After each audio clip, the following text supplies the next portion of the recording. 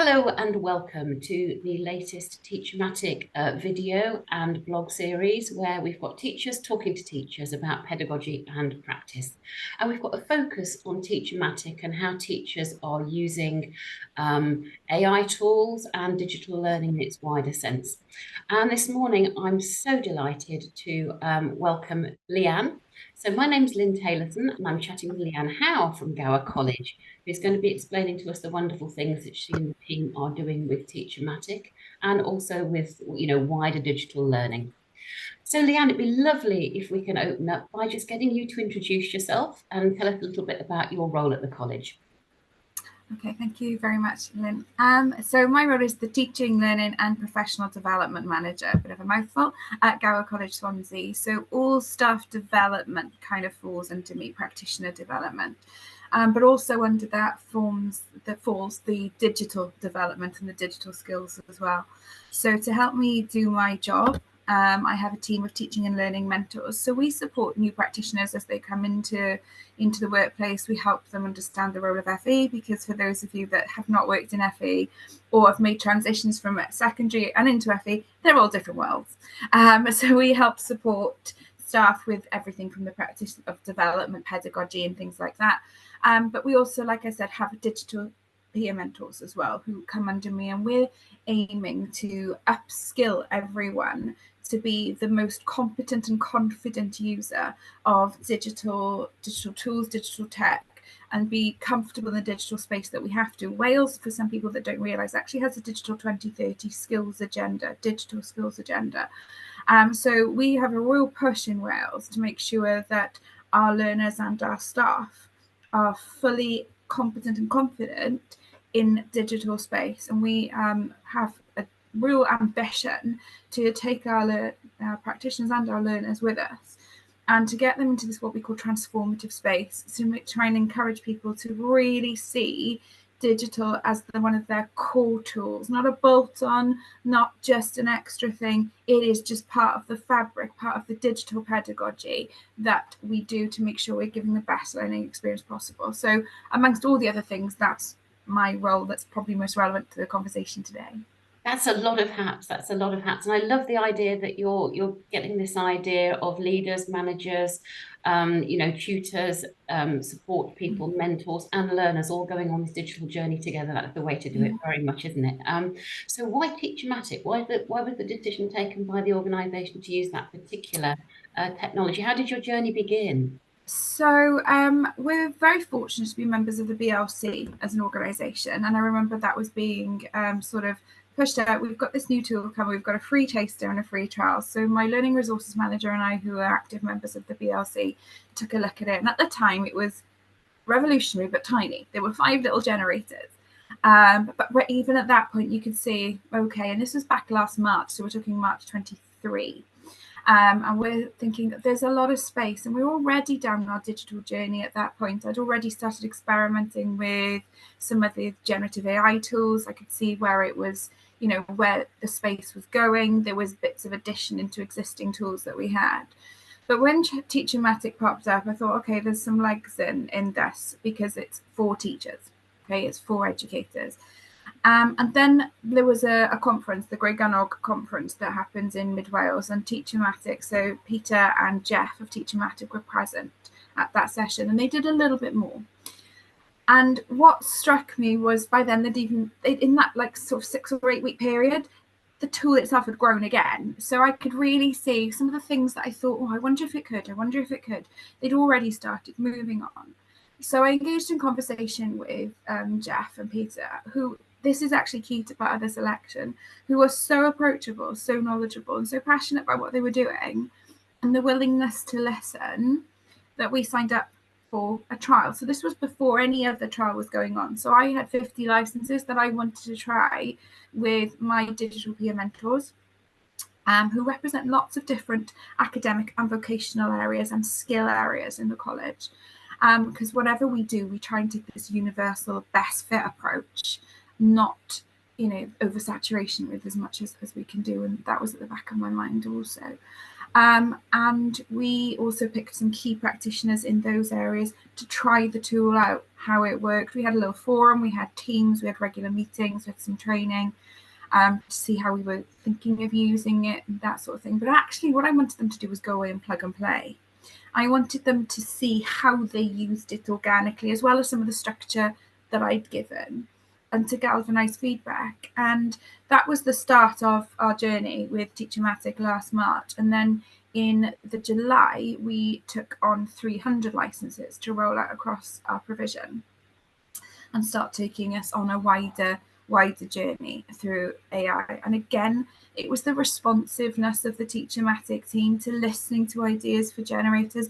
One of the very first things I said to Peter is that if we can have a way that we can upload our content that we've already got to help refresh and regenerate, I said, that is going to get your teachers in. That is going to get your hook in. And it appeared, and that sort of thing. But Peter kindly asked me last year to speak at the BLC, the conference that they have at the end of the year. And I was super passionate and excited about doing it anyway, because I was keen in the tool.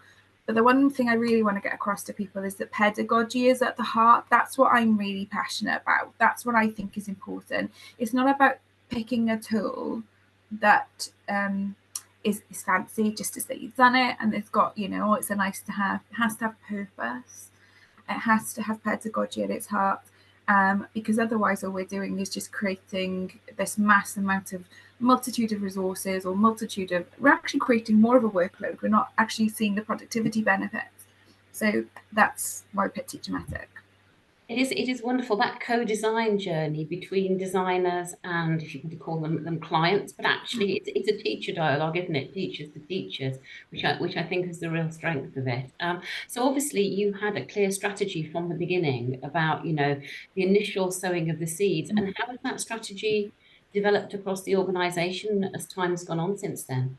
Yeah, so like I said, we started off with a 50, how's it working, grew it to 300, and that went out to staff. We had a staff sharing practice conference in July that we always do at the end of the year, and TeacherMatic, with one of my lead digital peer mentors, formed one of those sessions. So we were opening it up then to the rest of our teaching staff, our other practitioners. This is what you could use AI for. And what was really important there is a lot of the talk around AI in education is fear. It's going to take our job. It's only going to promote cheating, and it's not accurate. Okay, so we were trying to teach them the power of the prompt, the power of what you put in. Actually, AI's got huge benefits for teachers in terms of productivity. I think I've mentioned a couple of times pedagogy at its heart is really important, university design. But if I bring that together, for what's really important for me is that we give learners the best access to learning opportunities as much as we possibly can. There's another agenda that's in Wales called the ALNet, which is widening the definition of additional learning needs.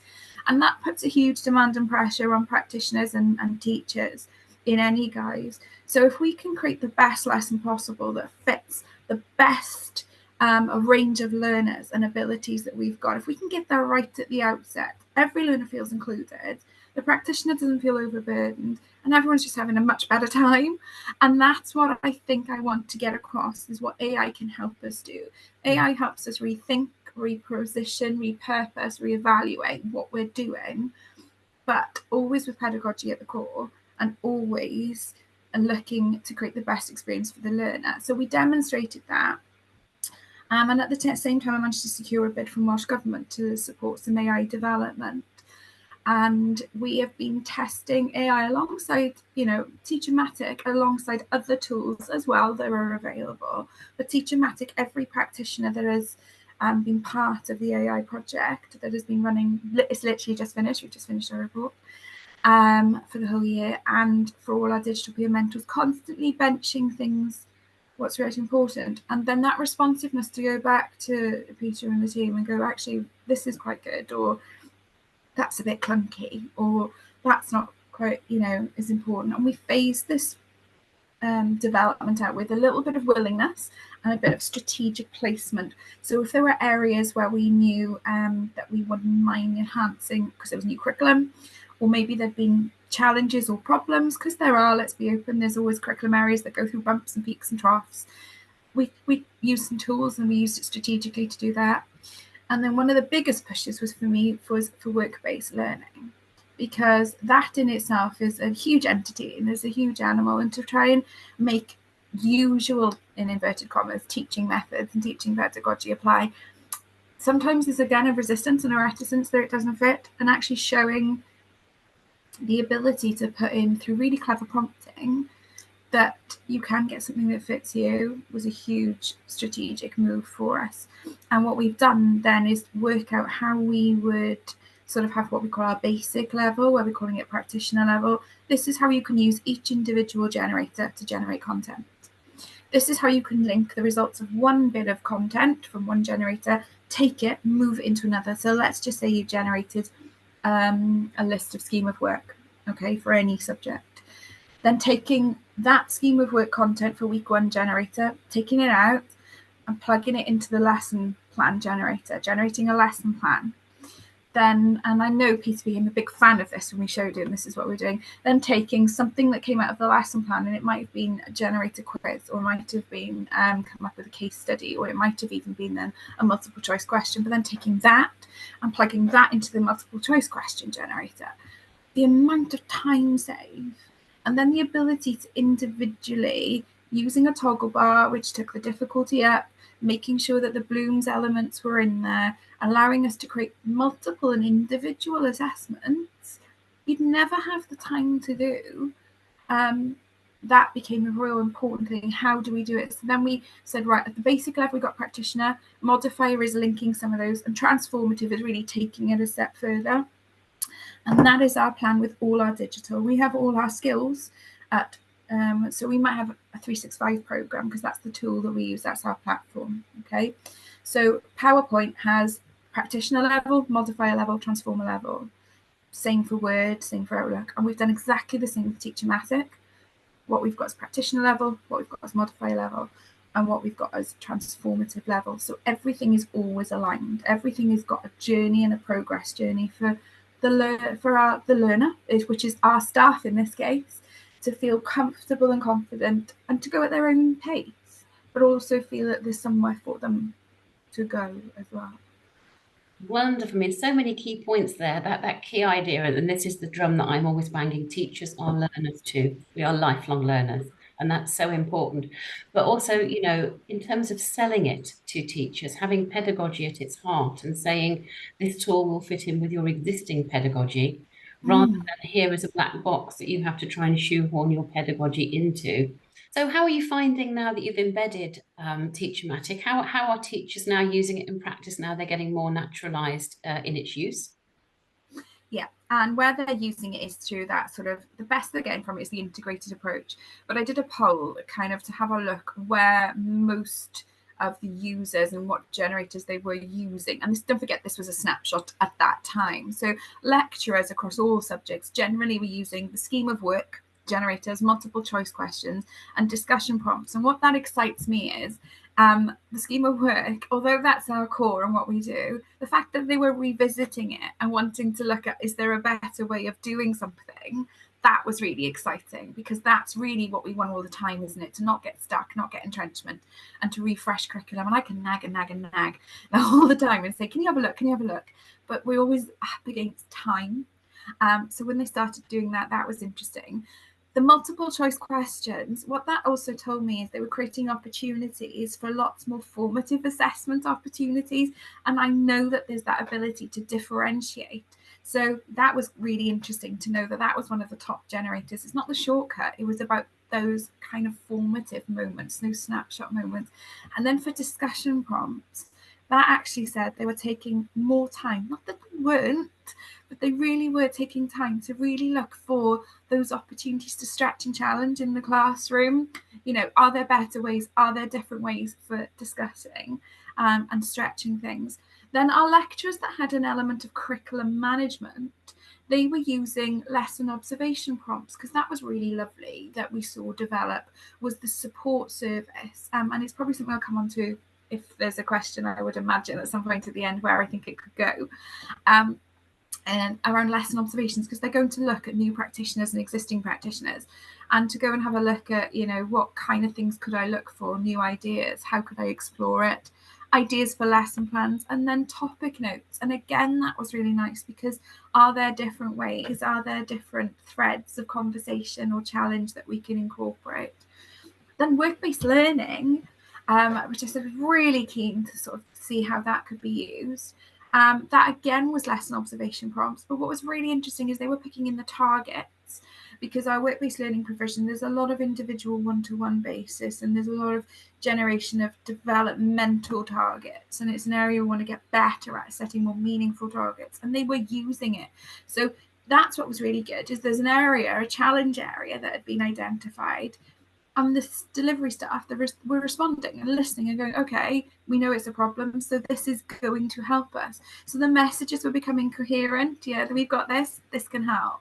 And they were looking at feedback. And again, that's one of my big bang drum passion areas, about improving feedback. And again, in that work-based learning environment, enhancing the feedback and the feed forward element that was being used. And then we had some support staff in certain areas use it, and they started using it for, again, smart targets, mentoring prompts, because some of them are line managers. And again, they were looking at the lesson observation prompts. And what I found was really interesting was, well, why are you looking at lesson observation prompts? And the particular staff that were using it at the time were involved in sort of like people management, line management of curriculum staff.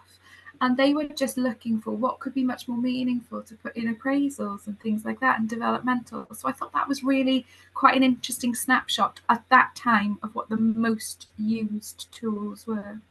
Fascinating, because you're talking about it being used right across the curriculum, but also in terms of staff development as well. And you've given us so many great examples already, but are there a couple of more detailed case studies that you might choose to give us? I'm thinking of maybe a specific curriculum area or subject specialism or group of learners where you think teachers have been really shining using it.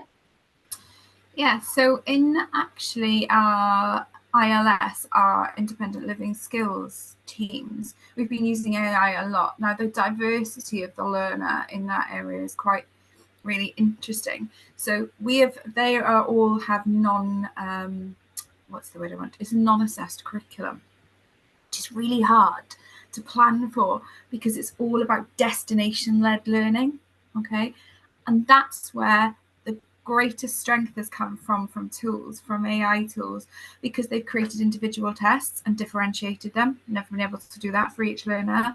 They've been able to come up with individualized lesson plans. So we're talking about individual plans now. So each learner in that environment has got a different level of skills. So some of them, for example, they're really learning initial social skills, and at a really broad spectrum, and coming up with activities to allow an individual learner, and then for it to not to be a bore or a frustration for another learner. So again, it's all about that individual destination-led learning. That has been a huge success for us, seeing and giving staff space and ideas, and to come up with individual opportunities. So for a non-assessed individual one-to-one personalized learning curriculum, that's been really fantastic. And I think I want to flag that one first of all, to show it doesn't have to be about your standard chalk and talk academic bog standard specification that we deliver.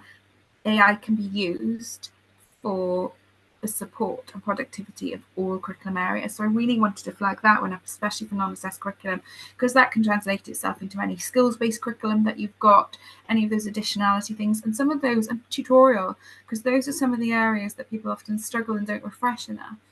And that's when, the success of the ILS provision has shown that for us. So in languages, so believe it or not, we've had one of our digital peer mentors who has led a lot of this work with me. I'm very grateful for the formation of the digital framework with Eric. He's really worked super hard, and Ruth actually worked really, really hard to develop the framework to make it work for our practitioners.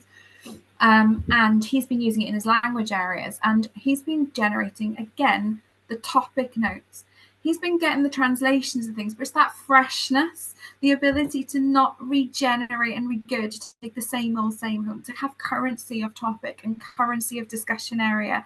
So you can actually use it for language-based learning.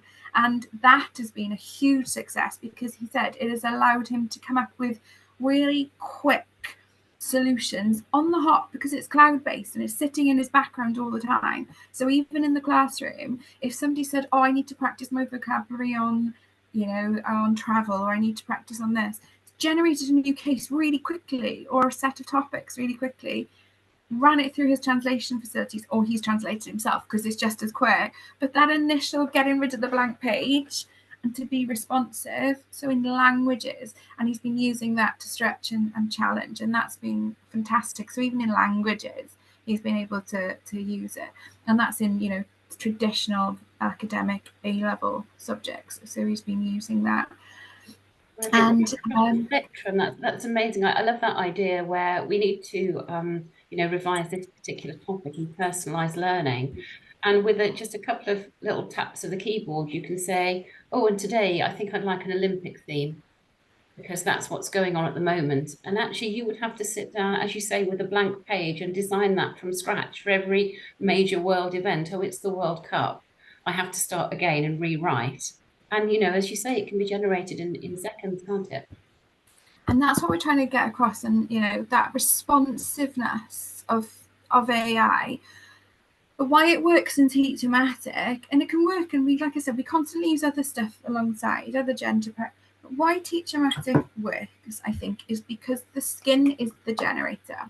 You open it and you know what you're looking for, because prompt engineering is a graft in itself. It's important, and it's part of the fear around and feeds the accuracy and the reliability aspects. But because the generator is, I need to think about topic notes. So all I have to do is go to the topic note generator. I know I want to ask, give me some ideas on, and that's what the generator does and what it looks for. And you say, oh, actually from this link to this article as well, pull it together. And that staff member who's a very little or no training, or is having a go for the first time, knows, okay, that's what I am asking for. And then if they're going to set targets, they know they're in that generator. They look for the target setting generator. I want targets for making learners be better at timekeeping, to pick something really random. Or I want targets to encourage learners to be more creative in their writing, or to improve their pronunciation. Or to read wider to improve their pronunciation. They know the generator is sitting there going, there's no fear. There's no like looking at the old, when we first had Google, we sat there and we looked at, right, how do I ask the question? Or for those that might have used some other generative AI tools, learning how to prompt craft, they're already in the mindset, they know what they're going to ask. And I think that's what works so well for TeacherMatic, is the skin of those generators. You know what you're looking for, and you know what you're asking it to do, and it feels a bit like scaffolding, like we do with our learners. So that's what I think allows us to try it in so many curriculum areas, and allows us to sell it as an idea in curriculum areas. Well, look, just try it. What's some of the areas you have difficulty with? Or, well, I can't always come up with new topics. Just go to the discussion topic. Don't use any other generator. Just use that. And I think they get elements of success. And there is no perfection, of course there's not, because that's our professionalism with anything. But whenever we read a textbook, whenever we generate content on Google, whenever we go into a specification, whenever we look at a recommended resource, whenever we go on tests or something for a resource, as professionals you have to scrutinize everything and check everything. Of course you do. It's no different. We're not saying AI gives you the perfect solution, but my gosh, it takes away that blank page at the start. And I think that is the opportunity that gives us more creativity. And because it perceives to take away a time barrier, because it does, the perception is it does, and then it does. And actually what happens is you end up spending possibly a lot more time being creative about your lesson, but you've got a new enthusiasm for it. And actually there's more stretch and challenge goes on, and it gives you more time to be the facilitator of learning in the classroom space. Because I think that's what I'm trying to get to as well, is I think teaching is going to we really have to start getting on the bus right now. I call it the bus, right? Everyone's got to get on the bus. Everyone's going to get off at a different stop, but we're all going to the same point, right? But we've got to get some of my practitioners and any practitioner on the bus, because AI is probably going to replace knowledge generation. How we develop critical thinkers, how we develop wider thinking is what's going to be important. And that's what AI is going to give us. And we need to learn as a profession how to use that to do that. Otherwise, we're still at the bus stop. Yes. Just so evocative there. I mean, you know, the key points are you got quick wins for teachers who might have been reticent and were thinking, oh, I'm not sure. They'd immediately got something that they could use in their classroom that fitted their pedagogy. And for those with more advanced skills, you know, they're freeing up that time that allows them to be a lot more creative and, you know, maybe experiment with other things in the classroom that they wouldn't have had time for because they'd have been putting a multiple choice test together or something like that. Fascinating. Brilliant. So let's wrap up by looking ahead to the future. So obviously there's been a strategic plan from the word go. So where are you going next with TeacherMatic and AI? What does the new year hold? So we have we're going to continue to develop our framework, our digital framework, because it's the core of everything. And our sharing practice in July this year saw us share even more results and successes. And we have something called professional learning communities in the college. So it's something I brought in a couple of years ago, and through tenacity, and it's sticking there. And we've culminated in a real success this year. And every staff member is in a triad, a teaching member of staff is in a triad. And so our theme for this year is planning and assessment for an inclusive curriculum. So we've got multiple, you think we do that anyway, but actually we've got multiple targets and multiple agendas and multiple pushes in Wales right now, like anywhere else. But we've got Digital 2030, we've got a drive for anti-racist curriculum in Wales, we've got the ALNet, we've got a push on the 1 million Welsh speakers by 2050. Okay, we've got everything else in there. We've got actually the challenges of curriculum for Wales, because all of the GCSEs have been reformed in Wales, and that new delivery is starting and is happening now. So we're getting the result of some of those learners coming through. They're in early subject areas, but in 2 years' time, we're going to get that. So the theme this year is planning and assessing for inclusive curriculum. So we're going to ask learners to almost approach this idea of universal design a lot more.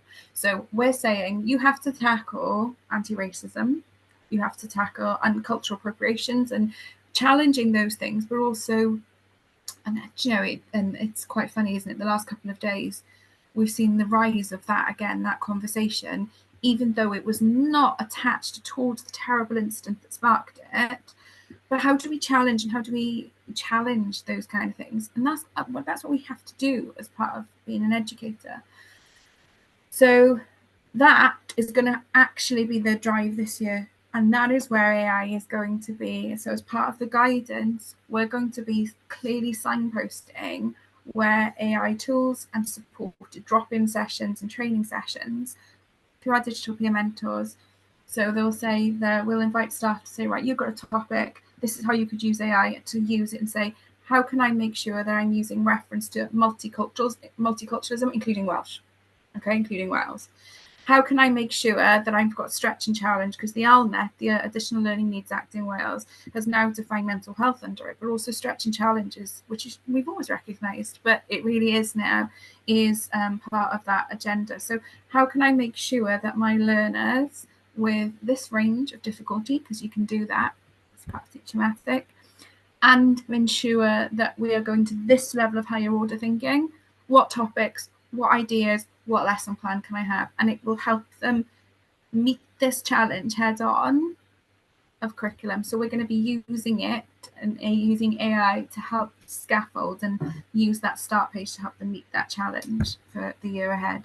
So we're embedding the use of AI now into planning and assessment. So it's been there as a tool for support. Now we're showing you how you start off using AI in your planning. From the beginning to end, brilliant. And having Bloom's taxonomy, and as you say, the sliding scale of challenge embedded in there gives teachers a familiar hook, if you like, to say, oh yes, I'm looking for an evaluation or an analysis here, rather than a simple description. You're speaking their language from day one. Brilliant. Exciting things in the future. I'm sure we'll come back to chat to you about what happened next.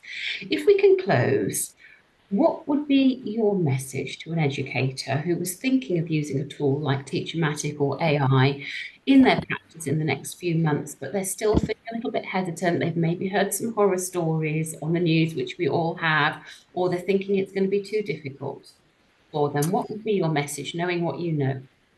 Knowing what I know about TeacherMatic or AI in general, or both? Yes, a little bit of both would be wonderful. So having TeacherMatic in the background allows you to be responsive, and it's at its most productive, TeacherMatic, when you use multiple generators and you use the results from one to another, okay, because it allows you to be responsive. And I guess my sum up message is we have to do it, because although AI won't replace teachers, a teacher that can use AI will. So we've got to get on the bus. Get on that bus. That's the message. Leanne, thank you so much. It's been fascinating talking about the wonderful work that you and your colleagues are doing. Thank you so much for sparing the time today. No, thank you very much. It's been lovely. Thank you.